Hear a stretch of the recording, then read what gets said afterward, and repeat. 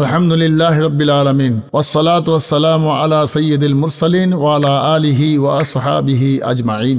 আউযু বিল্লাহি মিনাশ শাইতানির রাজীম। বিসমিল্লাহির রহমানির রহিম।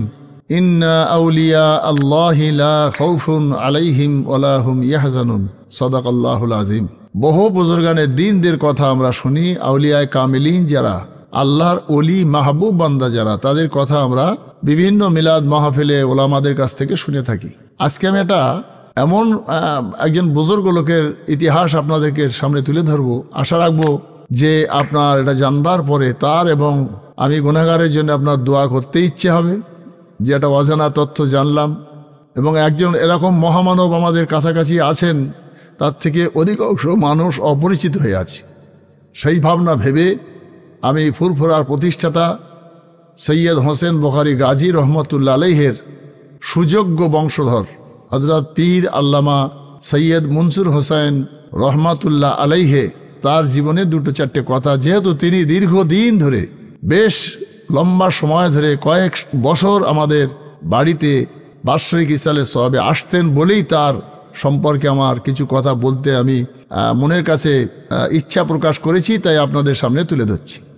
ফুরফুরার পীর মুজাদ্দিদুজ্জামান রহমতুল্লাহ আলাইহে বাৎসরিক ইসালের সওয়াব করতেন সৈয়দনা হোসেন বুখারী গাজী রহমতুল্লাহ মাজার শরীফে, যেটা ফুরফুরার বেলপাড়ায় সমস্ত বাংলার মানুষ যারা যান তারা দেখে এসছেন। খালের পাড়ে একটা লম্বা মাজার, তার পাশেই সৈয়দ মনসুর হোসেন সাহেব রহমতুল্লাহ আলাইহের মাজার। সৈয়দ মনসুর হোসেন রহমতুল্লাহ আলাইহের বড় ছেলে, বড় সাহেবজাদা যিনি, তিনি একজন সুদক্ষ, যোগ্য, বড় মাপের আলেম, এবং শুধু তাই নয়, তিনি একজন বড় মাপের বুজুর্গ। গত বৎসরে তিনি দুনিয়া ছেড়ে চলে গেছেন, আমাদের থেকে পর্দা নিয়েছেন। আলহাজ হজরত পীর আল্লামা সৈয়দ গোলাম সরওয়ার সাহেব, তিনি ছিলেন ফুরফুরার পীর ছোট হুজুর কেবলা জুলফিকার আলী সিদ্দিকী রহমতুল্লাহ আলাইহের জামাতা। তার আর এক ভাই সৈয়দ নিয়ামত হোসেন সাহেব, যিনি ফুরফুরা টাইটেল মাদ্রাসার মুহাদ্দিস ছিলেন, তিনিও ইন্তেকাল করেছেন। স্বনামধন্য একজন আলেম, মহাক্কিক বুজুর্গ, তিনি ছিলেন ছোট হুজুর কেবলার আরেকটা জামাতা। অর্থাৎ ছোট হুজুর কেবলার দুই মেয়েকে দুই ভাই বিয়ে করেছিলেন। তো এক কথায় ছোট হুজুর কেবলার বিয়াই সাহেব সৈয়দ মনসুর হোসেন রহমাতুল্লাহ আলাইহে, তিনি হচ্ছেন এই যোগ্য আলেমদের, মুহাদ্দিসদের বাপ। তো সৈয়দ মনসুর হোসেন সাহেব রহমতুল্লাহ সম্পর্কে আমি যা দেখেছি, আমার সৈয়দনা মাওলানা আশরাফ আলী থানভী রহমতুল্লাহ আলাইহের সেই কথাটাই মনে পড়ে যে হযরত মুজাদ্দিদে মিল্লাত আশরাফ আলী থানভী রহমতুল্লাহ আলাইকে জিজ্ঞাসা করা হলো, হযরত, কোনো পীর সাহেবের কারামতি না থাকলে সে কি পীর সাহেব হয়, সে কি বুজুর্গ হয়? তো সৈয়দ মনসুর হোসেন সাহেব রহমতুল্লাহ আলাইহি সম্পর্কে আমাকে বলতেই হয় যে কারামত কাকে বলে। মুজাদ্দিদে মিল্লাত হযরত হাকিমুল উম্মত আশরাফ আলী থানভী রহমতুল্লাহ বলেছিলেন, যে বুজুর্গ, যে পীর যাকে তোমরা নির্বাচিত করছো বিভিন্ন কারামত অলৌকিক ঘটনা দেখে, এটার নাম পীর বা বুজুর্গ বা যোগ্য একজন তোমার মুর্শিদ হবে, এরকম নয়। পীর তথা হাকিকাতে আল্লাহর ওলি ওই লোকটা যার চালচলন, যার ব্যবহার আচার, যার কথাবার্তায়, তার পোশাক আশাকে, তার খাওয়া দাওয়ায় ভালো করে লক্ষ্য করবে, দেখবে যে তার সুন্নতের খেলাফ কোনো কাজ সে করে কিনা। যার সুন্নতের পাবন্দি আছে সেই লোকটাই হচ্ছে প্রকৃত একজন যোগ্য বুজুর্গ, যোগ্য পীর। তো আমার ক্ষুদ্র জ্ঞান আমি যা দেখেছি, তার নম্রতা, তার ভদ্রতা, তার বিনয়ী, তার খাওয়া পরা, তার কাছে বসে থাকলে মনে হতো যেন যে একটা মানুষ বসে আছেন, প্রশ্ন করলে উত্তর, নইলে বসে বসে আল্লাহ আল্লাহ করছেন। সুন্নতের পাবন্দি শুধু নয়,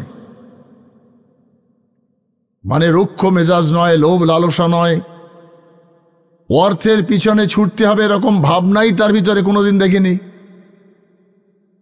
তিনি এমন একজন মানুষ ছিলেন, চিরস্মরণীয় হয়ে থাকবে, যেহেতু আমি লম্বা সময় ধরে তাকে ফলো করেছি। সৈয়দ হোসেন বুখারী গাজী রহমতুল্লাহ আলাইহের সুযোগ্য বংশধর সৈয়দ মনসুর হোসেন রহমতুল্লাহ আলাইহে তার আচার আচরণ, তার কথাবার্তা চোখের সামনে ভাসে যে তিনি একজন প্রকৃত আল্লাহর ওলি মানুষ ছিলেন। সারা রাত থাকতেন জলসায় এসে, কখনো কখনো 3 দিনই থাকতেন, 28, 29, 30 ফাল্গুন। হুজুর আখিরি দোয়া করতেন, আমি অনেক কথা জিজ্ঞাসা করতাম, উত্তর দিতেন আর হাসতেন। সেই হাসিটাই দেখলে মনে হতো যে এই হচ্ছে রসুল করিম সাল্লাল্লাহু আলাইহি সাল্লামের সেই মুস্কে হাসির, তার মুখের ছবিতে ফুটে উঠত। তিনি কত বড় সৌভাগ্যবান একজন আল্লাহর ওলি যে তার সমস্ত আওলাদগুলোকে যোগ্য আলেম, মুহাদ্দিস, মুফাসসির তৈরি করে তিনি দুনিয়া থেকে বিদায় নিয়েছেন।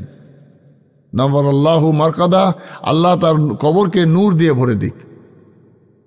তাই যারা ফুরফুরা শরীফের জমিনে যাবেন জিয়ারাতে, ভালো করে ফলো করবেন, লক্ষ্য করবেন।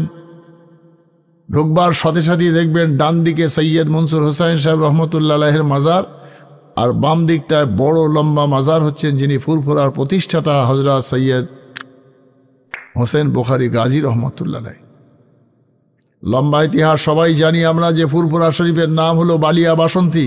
চতুর্দিকে বাগদির বাস, বাগদির রাজার দেশ। তাকে উৎখাত করে, পরাজিত করে,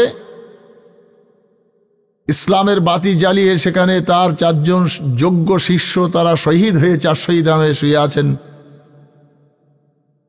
তিনি সেটা জয় করবার পরে সেই গ্রামটার নাম দিয়েছিলেন বালিয়া বাসন্তী নয় ফুরফুরা।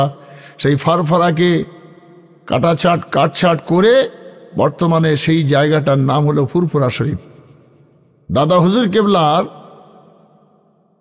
এই ফুরফুরা শরীফের জমিনে লেখাপড়া শেখা, তার আলেম হওয়া, তার পীর হওয়া, তার বুজুর্গ হওয়া, তার ফতে আলী ওয়াইসি রহমতুল্লাহ আলাইহির কাছ থেকে খেলাফতি পাওয়া, এসব তো 100 বছরের মধ্যেকার ঘটনা। কিন্তু সৈয়দ হোসেন বুখারী গাজী রহমতুল্লাহ আলাইহির বাগদি রাজার সঙ্গে যে লড়াই, সেটা তো 750-800 বছর আগের ঘটনা। তখন আমাদের ভারত মসনদে ছিলেন হজরত আলাউদ্দিন খিলজি রহমতুল্লাহ আলাইহ। মোহতারাম সেই দিনে পান্ডুয়ার জমিনে এসেছিলেন সেনাপতি হয়ে হজরত শাহ সুলতান রহমতুল্লাহ আলাইহি, আর ফুরফুরা শরীফের বাগদি রাজার বিরুদ্ধে ইসলামের দাওয়াত দেওয়ার জন্য পাঠিয়ে দেওয়া হয়েছিল হজরত সৈয়দ হোসেন বুখারী গাজী রহমতুল্লাহ। তিনি সুদূর রাশিয়ার বোখারা থেকে এসেছিলেন দিনের খাতিরে, ইসলামের খাতিরে। আজকে সেই মানুষগুলোই ভারতবর্ষের জমিনে আমাদের কাছে ইসলামের ঘরে ঘরে দাওয়াত পৌঁছে দিলেন। শিরক বেদাতকে উৎখাত করে মসজিদ, মাদ্রাসা, মক্তব, খানকা সব তৈরি করে তিনি যতটা সাধ্য, যতটা সময় পেয়েছিলেন করেছিলেন। তারপরে মাঝখানে লম্বা পিরিয়ড চলে গেল মুজাদ্দিদুজ্জামান রহমতুল্লাহ আলাইহি তার খলিফাদেরকে নিয়ে। সে আল্লামা রুহুল আমিন, আল্লামা শাহে জালালি, আল্লামা আহমদুল্লাহ মেদনাপুরি, মোস্তফা মাদানী রহমতুল্লাহ থেকে শুরু করে আব্দুল আজিজ কনকপুরি, সুফি আব্দুল মোমেন, এ সমস্ত মানুষদের দ্বারায় সারা বাংলার জমিনে খানকা, মসজিদ, মাদ্রাসা, মক্তব করে মানুষের ঘরে ঘরে ইসলামের বাতি জ্বালিয়ে দিয়ে তারা পরকালের বাসিন্দা হয়েছেন। আল্লাহ তাদের সবার কবরকে নূর দিয়ে ভরে দিক। সেই মানুষগুলো আমাদের কাছে ইসলামের দাওয়াত দিয়েছিলেন বলেই, সেই মানুষগুলো আমাদেরকে জিকির আজগার শিখিয়েছিলেন বলেই, এই পথটা তৈরি করে গেলেন বলেই আজকে আমরা চতুর্দিকে দিন এবং ইসলামের কথা শুনতে পাই এবং আমরা আজকে মুসলমান বলে গর্ব করতে পারি। সেই জন্যে সারা ভারতবর্ষের জমিনে একদল ওলামায়ে দ্বীন, একজন হাক্কানি আলেম, একদল আরেফে রব্বানি, আশেকে রসুল, পীর মুর্শিদদের অবদান, আর একদিকে এই বাংলার জমিনে অনেকটা অবদান এদের, যারা আজকে বাংলার জমিনে সব চতুর্দিকে শুয়ে আছেন। তাই সমস্ত বাংলা, আসাম, বাংলাদেশের মানুষের কাছে আবেদন যে পীর মুর্শিদদেরকে অতিভক্তি করতে গিয়ে নিজের ইমানের খাতরা না করে ফেলি, আবার তাদের বিরুদ্ধে তৌহিনমূলক কথাবার্তা বলে নিজেদের ইমানকে নষ্ট না করে ফেলি। বর্তমান সময় কাফেরের ঝুড়ি নিয়ে সব বসে আছে।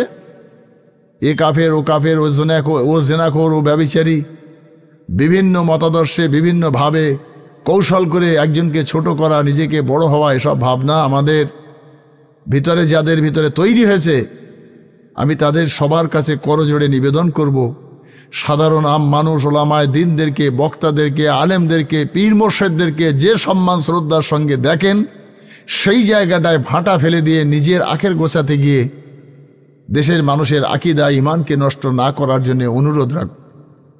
কারোর বিরুদ্ধে কোনো অভিযোগ কেন? আল্লাহ রসুল সাল্লাল্লাহু আলাইহি সাল্লাম বলেছেন, একজন ইমানদার আর একজন ইমানদারের জন্য আয়না স্বরূপ। ত্রুটি দেখলে সংশোধন হবে। তার মানে এই নয় যে সারা দেশবাসীর কাছে নোংরামি ছড়িয়ে দিয়ে নিজেদের শুধুমাত্র দুনিয়ার কিছু লোভ লালসার শিকার হয়ে বড় বড় কথা বলে ছোট না হয়ে, কেন ছোট হলে তো আল্লাহ বলেছেন তাকে আমি বড় করব। যে অন্যের সম্মান বাঁচাবে আমি আল্লাহ তার সম্মান বৃদ্ধি করে দেবো। শুধু একালে নয়, আল্লাহ বলেছেন তার পরকালেও আপনার কিয়ামতের দিনে ময়দানে মাহশারে আল্লাহ তার ইজ্জত সম্মান বাড়িয়ে দেবেন এবং তার দোষকে গোপন করবেন। এটা আলেমরা বলে, বক্তারা বলে, আর তারা কেন এই পাপে জড়িয়ে পড়ছে? তাই তাদের কাছে আমার অনুরোধ, এ পাপ থেকে মুক্ত হন আর নিজে হন, অন্যকে হওয়ার পথ তৈরি করে দেন। মহান আল্লাহ আমাদের সৈয়দ মনসুর হোসাইন সাহেব রহমতুল্লাহ আলাইহে মতো একজন বিনয়ী, নম্র, সুন্নতের পাবন্দি এবং সুন্নতি হাসি, সুন্নতি হাঁটা, সুন্নতি কথাবার্তা রেখে মুজাদ্দিদে মিল্লাত, হাকিমুল উম্মত হযরত মাওলানা আশরাফ আলী থানভী রহমতুল্লাহ আলাইহের ওই কথাটা যে কারামত দেখানোটা পীরের না কাজ নয়, বরং পীর এবং মুর্শেদ যে যদি কেউ সাজতে চায় সে যেন সুন্নতের পাবন্দি করে। আর যে রসুলের ইতাআত না করলো, সুন্নতের পাবন্দি না করলো, সেই লোকটা আল্লাহকেও পাবে না, সে প্রকৃত আল্লাহ ওয়ালাও হতে পারবে না। মহান আল্লাহ আমাদেরকে আল্লাহ এবং তার রসুলের ভক্তি, ভালোবাসা, শ্রদ্ধা হৃদয়ের ভিতরে জমিয়ে দিয়ে প্রকৃত একজন সুন্নি জামাতের যোগ্য ইমানদার মোমেন মুসলমান হওয়ার তৌফিক দান করুক। ওমা তৌফিকি ইল্লা বিল্লাহ।